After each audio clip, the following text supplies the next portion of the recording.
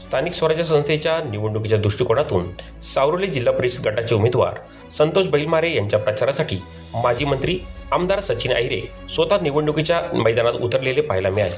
कामगारांचे हक्क व युवकांचा रोजगार आणि शेतकऱ्यांच्या ज्वलंत प्रश्नावर परिवर्तन विकास आघाडीची ठाम भूमिका असेल असे सांगत सावरोलीतील जनतेचा प्रचंड विश्वास संतोष बैलमारेवर असल्याने यंदाच्या निवडणुकीत त्यांना मोठा मताधिक्य मिळेल असा विश्वास सचिन अहिरे यांनी व्यक्त केला।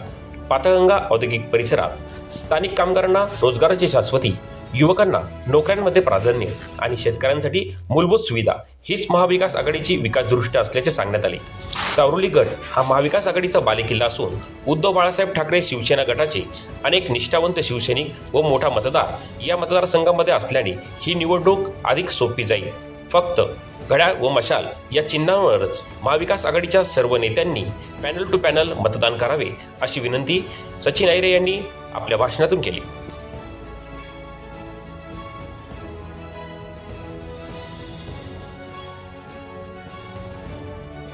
संपूर्ण कालापूर तालुक्यामध्ये आजची परिस्थिती अशी आहे की आमच्या समोर कमळाचं हे उभं केलेलं आहे त्यांनी, कारण त्यांना स्वतःला उभं राहायची आमच्या समोर हिंमत नाही। त्यांनी राष्ट्रवादी समोर ते आव्हान उभं केलंय, पण आमच्या समोर कमळ उभे केले। म्हणजे ह्या परिस्थिती जर विचार केला तर म्हणजे मुलाला उभं राहता येत नाही पण बापाला उभं केलंय अशी परिस्थिती या जिल्हा परिषद वार्डामध्ये।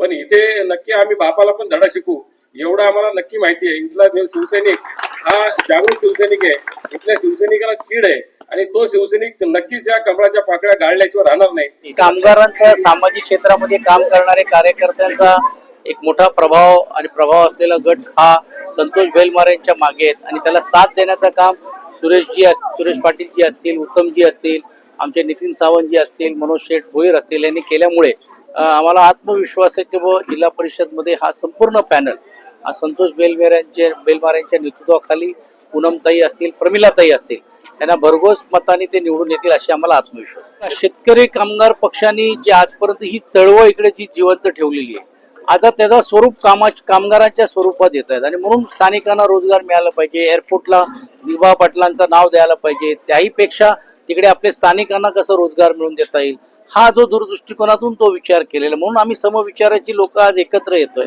आणि आम्हाला आत्मविश्वास आहे की उद्या जिल्हा परिषद मध्ये आमचे सदस्य निवडून आल्यानंतर आम्ही अधिकारवनाने त्या संबंधित अधिकाऱ्यांशी असेल किंवा शासनाशी असेल किंवा कंपनीमध्ये पण देखील स्थानिकांना रोजगार देण्यासाठी आम्ही प्रयत्न करू शकतो।